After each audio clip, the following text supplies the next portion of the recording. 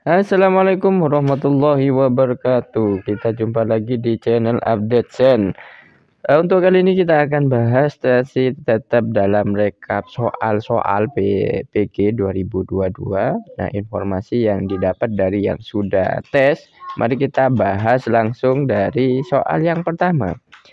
Siswa yang dinyatakan telah mencapai ketuntasan belajar untuk KD tertentu apabila telah belajar minimal yang ditetapkan berdasarkan pilihan yang pertama, yang A seluruh indikator pada KD tersebut, B rata nilai KKM dari seluruh KD yang terdapat dalam satu semester atau tahun. Beberapa indikator yang terdapat dalam KD tersebut mencapai ketuntasan, yang D mencapai nilai KKM yang telah ditetapkan dalam KD tersebut. Yang E rata nilai harian dalam tiap semester. Untuk soal yang pertama ini ada jawabannya yang paling pas itu adalah yang A. Kenapa yang A? Mari kita simak penjelasannya. Penetapan KKM itu perlu mempertimbangkan beberapa ketentuan sebagai berikut. Jadi yang pertama itu KKM setiap KD merupakan rata-rata dari indikator yang terdapat dalam KD tersebut. Kemudian peserta didik dinyatakan telah mencapai ketuntasan belajar untuk KD tertentu apabila yang bersangkutan telah mencapai ketuntasan belajar minimal yang ditetapkan untuk seluruh indikator pada KD tersebut. Jadi dari penetapan KKM yang pertama kita sudah bisa menentukan jawaban untuk soal yang pertama tadi. Kemudian untuk penetapan KKM yang nomor 2, KKM setiap standar kompetensi atau SK merupakan rata-rata KKM kompetensi dasar atau KD yang terdapat dalam KI tersebut. Yang ketiga, KKM mata pelajaran merupakan rata-rata dari semua KKM yang terdapat dalam satu semester atau satu tahun pembelajaran dan dicantumkan dalam raport peserta didik. Sehingga untuk jawaban untuk soal yang nomor pertama itu adalah yang A. Selanjutnya kita beralih ke soal yang nomor 2. Pada semester 1 diperoleh data bahwa dari 32 siswa 29 orang dinyatakan tuntas dari KKM 70, sedangkan 3 siswa dinyatakan tidak tuntas. Siswa yang dinyatakan tuntas mengikuti program penghayaan, sedangkan siswa yang belum tuntas telah melakukan program remedial. Ternyata 3 siswa tersebut tetap gagal mencapai ketuntasan belajar. Setelah diadakan pengolahan nilai dari beberapa jenis penilaian, mulai ulangan harian, ulangan tengah semester, praktek penugasan, ternyata 3 orang tersebut tidak memenuhi ketuntasan belajar KKM. Selanjutnya, guru harus yang pertama, yang A memanggil orang tua siswa tersebut dan menyarankan untuk pindah sekolah karena tidak bisa mengikuti belajar di sekolah itu. Yang B melaporkan dan menyerahkan sepenuhnya kepada pimpinan sekolah untuk menangani kegagalan belajar siswa tersebut. Yang C memanggil orang tua siswa tersebut dan berdiskusi bersama untuk mengatasi kegagalan belajar tersebut. Kemudian yang D mengadakan rapat dewan guru untuk menangani kegagalan belajar siswa tersebut. Kemudian yang E itu adalah mengeluarkan siswa tersebut karena tidak memenuhi KKM. Oke, untuk jawabannya yang di sini yang paling pas itu adalah memanggil orang tua siswa tersebut dan berdiskusi bersama untuk mengatasi kegagalan belajar siswa tersebut. Nah, jadi jawabannya itu adalah yang C. Mengapa harus memanggil orang tua? Karena kita memanggil orang tua. Memanggil orang tua itu memiliki manfaat. Yang pertama itu memberikan informasi tentang peserta didik pada orang tua agar menghasilkan beberapa manfaat. Kemudian yang kedua, informasi hasil belajar di manakah oleh orang tua untuk memotivasi anak agar bisa lebih baik. Untuk itu perlu diinformasi yang akurat tentang hasil belajar peserta didik yang meliputi ranah kognitifnya, kemudian ada psikomotor dan afektif. Informasi ini dapat digunakan orang tua untuk yang pertama adalah membantu anaknya belajar. Kemudian yang kedua itu memotivasi anak belajar. Yang ketiga, membantu sekolah meningkatkan hasil belajar peserta didik. Kemudian yang keempat, membantu sekolah melengkapi fasilitas belajar. Nah, itu adalah manfaat kita memberikan atau mendiskusikan terhadap hasil belajar anak. Sehingga untuk jawabannya yang nomor 2 itu adalah yang C, yaitu memanggil orang tua siswa tersebut dan berdiskusi bersama untuk mengatasi kegagalan belajar siswa tersebut. Selanjutnya kita lanjut ke soal yang nomor 3.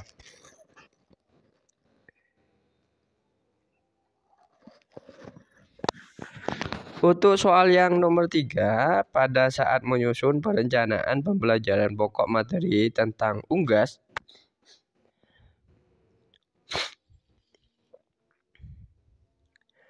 seorang guru merumuskan tujuan pembelajaran agar siswa dapat mengidentifikasi hewan unggas, mengelompokkan dan membedakan jenis-jenis unggas. Adapun pilihan strategi pembelajaran untuk menjelaskan materi kepada siswa tersebut, yaitu strategi pembelajaran deduktif. Berdasarkan tujuan dan strategi pembelajaran tersebut mencerminkan ragam pengetahuan yang jenisnya. Berikut merupakan tabel untuk mempermudah dalam menentukan jenis materi. Yang pertama itu ada fakta, kemudian ada prosedur, kemudian ada keterampilan, kemudian ada konsep dan prinsip. Sebelum kita pilih jawabannya, mari kita kilas sedikit untuk yang pertama adalah fakta. Apabila siswa diminta untuk menyebutkan nama, kapan, di mana suatu peristiwa itu terjadi. Kemudian yang kedua itu adalah konsep. Apabila siswa diminta untuk mengemukakan definisi, membedakan dua hal, mengklasifikasikan. Kemudian yang ketiga itu adalah prosedur. Apabila siswa diminta untuk menjelaskan langkah-langkah pemecahan suatu persoalan menurut prosedur tertentu. Kemudian selanjutnya itu adalah prinsip. Apabila siswa diminta untuk menjelaskan hubungan antara berbagai konsep sebab akibat. Kemudian keterampilan, apabila siswa diminta untuk membuat sesuatu. Aspek efektif, apabila siswa diminta memilih dan melakukan sikap tertentu terhadap suatu kejadian. Kemudian aspek motorik, apabila siswa diminta untuk melakukan kegiatan menggunakan anggota badan. Nah, itu adalah beberapa penjelasan untuk pilihannya sehingga kita bisa menentukan untuk jawaban pada soal yang nomor 3 yang di sini. Itu jawabannya yang sesuai itu adalah yang menentukan konsep. Ya, jawabannya adalah yang D.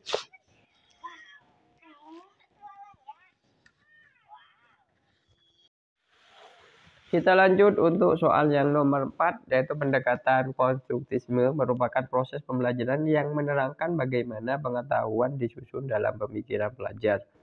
Dalam proses sebuah pembelajaran, peserta didik diminta untuk mengkonstruksikan pengetahuan dengan menyelesaikan masalah berikut. Pada permukaan 5 segi 6 terpampang seperti pada gambar terdapat 36 sudut. Jumlah besar sudut dari ke-36 sudut tersebut adalah berapa derajat, derajat. Oke, ini adalah gambarnya. Kemudian urutan proses pembentukan pengetahuan siswa tersebut oleh guru adalah yang A, itu adalah guru memandu peserta didik untuk menemukan berapa banyak sisi bangun ruang. Guru memandu bahwa sisi bangun ruang tersebut merupakan gabungan dari segitiga menghitung besar sudut. Guru memandu peserta didik untuk menemukan berapa banyak sudut. Guru memandu bahwa sudut tersebut merupakan jumlah dari sudut pada segitiga menghitung besar sudut. Yang C, guru memandu peserta didik untuk membaca konteks. Guru memandu peserta didik untuk menuliskan rencana penyelesaian. Guru memandu peserta didik untuk melakukan rencana penyelesaian. Guru memandu peserta didik untuk melihat kembali hasil jawabannya. Yang D, guru memberikan informasi bahwa segi banyak terdiri dari gabungan dan segi tiga. Guru meminta peserta didik untuk menemukan berapa segitiga yang ada pada bangun tersebut. Menghitung banyaknya segitiga dan mengalihkan dengan 180 derajat. Yang E itu guru memandu peserta didik untuk menemukan berapa banyak rusuk bangun ruang tersebut, guru memandu bahwa rusuk bangun ruang tersebut merupakan gabungan dari segitiga menghitung besar sudut. Nah, untuk jawaban yang di sini yang lebih konkret kemudian lengkap secara mendasar pemandu guru, yaitu guru harus memberikan atau membaca konteksnya dulu. Jadi guru meminta peserta didik untuk membaca teks. Setelah itu kalau kita sudah selesai baru disuruh melihat jawabannya kembali sebagai cross check dari hasil kerjanya. Maka jawaban yang paling pas itu adalah untuk ini jawabannya adalah yang C. Untuk soal yang nomor 5, berdasarkan hasil analisis kemampuan menggali data oleh para siswa di kelasnya, Pak Ujang mendapatkan bahwa rata-rata hanya 5 orang dari 30 siswa yang melakukan wawancara dengan benar. Sebagian besar siswa tidak dapat melaksanakan arahan yang telah dijelaskan. Selain itu, pada setiap melakukan wawancara, para siswa cenderung menanyakan materi di luar pokok wawancara. Sehubungan dengan permasalahan tersebut, Pak Ujang kemudian merumuskan akar permasalahan pembelajaran sebagai berikut. Metode apa yang dapat saya gunakan agar siswa dapat terampil dalam melakukan wawancara ketika menggali data dalam pembelajaran IPA? Selanjutnya, permasalahan tersebut dapat dirinci secara operasional sebagai berikut. 1. Apakah pemberian naskah wawancara dapat meningkatkan motivasi dan keterampilan siswa wawancara dalam melakukan? Kemudian yang kedua, bagaimana pelaksanaan latihan wawancara terhadap narasumber dalam pembelajaran IPA yang diselenggarakan di sekolah lainnya? Yang ketiga, bagaimana strategi melakukan wawancara di luar kelas yang dapat membangkitkan motivasi siswa terhadap percobaan IPA? Kemudian yang keempat, apakah saya perlu berkonsultasi dengan kepala sekolah? Permasalahan di atas yang dapat digunakan Pak Ujang dalam rangka melakukan refleksi untuk persiapan merencanakan PTK adalah, sebelum kita pilih jawaban untuk yang nomor 5, mari kita kilas kembali untuk komponen-komponen pada PTK. Yang pertama, yang aspeknya adalah siswa, antara lain perilaku disiplin siswa, motivasi atau semangat belajar siswa, keterampilan berpikir kritis, kemampuan memecahkan masalah, dan lain-lain. Kemudian di gurunya antara lain penggunaan metode, strategi, pendekatan, atau model pembelajaran. Yang ketiga, materi pelajaran misalnya urutan dalam penyajian materi, pengorganisasian materi, integrasi materi, dan lain sebagainya. Kemudian yang keempat, peralatannya, yaitu sebagai sarana pendidikan, antara lain itu pemanfaatan laboratorium, kemudian penggunaan media pembelajaran, dan penggunaan sumber belajar.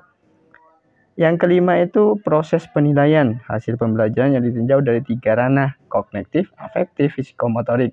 Kemudian yang keenam itu adalah lingkungan, mengubah kondisi lingkungan menjadi lebih kondusif, misalnya melalui penataan ruang kelas, penataan lingkungan sekolah, dan tindakan lainnya. Yang ketujuh itu adalah pengolahan kelas, antara lain pengelompokan siswa, pengaturan jadwal pelajaran, pengaturan tempat duduk siswa, penataan ruang kelas, dan yang lainnya. Sehingga dari komponen-komponen ini kita cocokkan dalam soal yang tadi. Yang pertama, 1. Apakah pemberian naskah wawancara dapat meningkatkan motivasi dan keterampilan siswa wawancara? Nah, ini masuk jadi untuk yang pertama. Kemudian yang kedua, bagaimana pelaksanaan latihan wawancara terhadap narasumber dalam pembelajaran IPA yang diselenggarakan di sekolah lain? Nah, ini yang paling tidak pas. Kenapa? Karena untuk PTK kita tidak membandingkan dengan sekolah lain, sehingga kalau ada jawabannya nomor 2 itu sudah tidak mungkin. Kemudian yang ketiga, bagaimana strategi melakukan wawancara di luar kelas yang dapat membagikan motivasi siswa terhadap percobaan IPA? Nah, ini juga masuk. Sehingga untuk jawaban ini ada 1 dengan 3, yang 2 itu sudah tidak mungkin. Nah, yang keempat, apakah saya perlu berkonsultasi dengan kepala sekolah? Nah, untuk yang keempat ini juga tidak perlu juga, sehingga jawabannya itu adalah 1 dan 3. Tapi kalau kita cross check, jawaban 1 dengan 3 itu malah tidak ada. Sehingga kita ngambil jawaban yang hampir pas, yaitu 1 yang ada 1-nya dan ada 3-nya juga. Sehingga kita cari, nah kalau yang 2 itu sudah tidak mungkin, sehingga jawaban C, D, dan E itu sudah tidak mungkin. Maka tinggal A dengan B. Kalau kita pilih yang B, satunya itu tidak ada. Maka kita milihnya itu adalah yang ada 1 dengan 3. Maka untuk jawaban yang paling pas itu adalah yang A. Itu untuk soal yang nomor 5. Kemudian kita lanjut pada soal yang nomor 6. Bu Siti, guru kelas 5, menetapkan tujuan pembelajaran untuk KD 36 sebagai berikut. Pada indera pendengaran dalam kehidupan sehari-hari, alat evaluasi yang digunakan Bu Siti untuk melakukan penilaian terhadap ketercapaian tujuan pembelajaran tersebut adalah tes. Untuk KD, kita bisa menentukan ranahnya. Yang pertama, untuk penilaian pada C1 itu adalah menyebutkan. Kemudian untuk C2 itu adalah menjelaskan. Untuk C3 itu adalah menerapkan. Tadi dalam soal itu adalah KD-nya 3.6. Sehingga penerapan, yaitu C3. Kemudian yang keempat itu adalah menganalisis atau menelaah. Kemudian untuk yang C5 itu adalah menyimpulkan atau membandingkan. Kemudian untuk yang keenam itu adalah mengkonstruksi atau mengkreasi atau membuat desain. Di sini dalam soal, kita balik lagi dalam soal KD. Jadi KD-nya adalah 3.6. Ke pilihannya yang pertama itu adalah pilihan ganda tentang sifat-sifat bunyi dan contoh pemanfaatan di kehidupan sehari-hari. Nah, ini adalah KD-nya tentang menjelaskan sifat dan penerapan manfaat alat musik, sehingga kita masuk dengan C3 untuk yang A. Nah, berarti ini sesuai. Nah, tapi kita cross check lagi untuk pilihan yang lain. Uraian singkat untuk menyebutkan kegunaan alat musik dalam pembelajaran seni. Nah, ini juga sebagai pengetahuan, yaitu penerapan alatnya, jadi alat musik. Kemudian ini masuk dengan C3 juga. Jadi antara A dengan B ini termasuk C3. Jadi sesuai dengan KD3. Kalau misalkan yang C tertulis tentang jenis alat musik tradisional yang digunakan di daerahnya. Nah, ini adalah menjelaskan jenis alat musik tradisional, maka masuk dengan C2.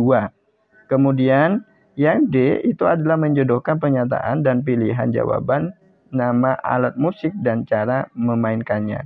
Nah, ini adalah menjelaskan secara singkat. Kemudian untuk yang E itulah unjuk kerja dalam pembuktian adanya perambatan bunyi melalui medium benda padat. Nah, ini juga sudah jelas tidak mungkin, sehingga untuk jawabannya itu antara A dengan B. Tapi kita balik lagi pada KD-nya. Untuk yang pemanfaatan, yaitu sebagai penerapan, yaitu alatnya, yaitu mengetahui penerapan alat musik. Maka yang paling pas itu adalah jawabannya yang B. Kemudian kita lanjut ke soal yang nomor 7. Seorang guru kelas 6 menuliskan indikator siswa dapat menganalisis tantangan yang dihadapi oleh masyarakat Indonesia yang multikultur. Kemudian untuk mengukur guru tersebut memilih. Untuk penilaiannya di sini yaitu sebagai indikator menganalisis. Jadi kalau kita menganalisis itu adalah C4. Nah, tinggal kita menyesuaikan aja pada pilihannya. Tes tulis tentang hak dan kewajiban. Nah, ini juga sebagai menganalisis. Jadi kata kuncinya itu adalah menganalisis. Nah, untuk tes tulis tentang hak dan kewajiban, berarti ini juga menganalisis. Sehingga untuk yang di sini adalah sebagai C4. Kemudian untuk penilaian diri ini lebih ke sifat. Dan juga lembar observasi. Nah, dalam pelaksanaan kewajiban ini juga sifat, penilaian sifat. Jurnal pengembangan siswa dalam melaksanakan kewajiban ini juga sifat. Kemudian untuk E, portofolio itu sebagai keterampilan. Maka sudah jelas jawabannya. Untuk yang nomor 7 itu adalah yang A. Nah, itu untuk pembahasan kali ini ya Bapak Ibu, sebagai rekap untuk sebagai latihan soal-soal yang kita dapatkan informasi dari peserta yang sudah melakukan tes PPG. Jadi semoga bermanfaat untuk yang belum